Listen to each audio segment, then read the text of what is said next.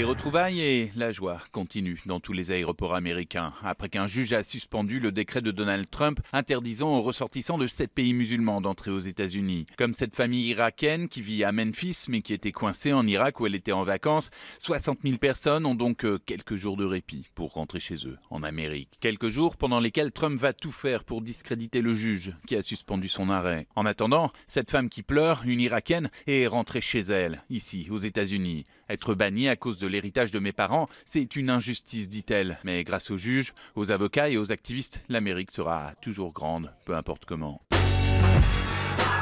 C'est une nouvelle arnaque pratiquée cette fois par des robots. Oui, des robots téléphoniques qui vous appellent en imitant parfaitement la voix d'un téléopérateur. Ce genre de robot, infatigable, émet déjà 30 milliards d'appels par an aux États-Unis. Le robot arnaqueur, lui, dit « Salut, c'est Josh du service consommateur, vous m'entendez bien ?» Et là, vous dites « Oui » et c'est fichu. Votre « oui » est enregistré et utilisé comme preuve que vous avez bien accepté de payer pour des biens ou des services. Et vous êtes livré ou débité si vous avez laissé traîner votre RIB ou votre numéro de carte sur une application. Des dizaines de milliers d'Américains se sont déjà fait avoir juste en disant oui à un robot.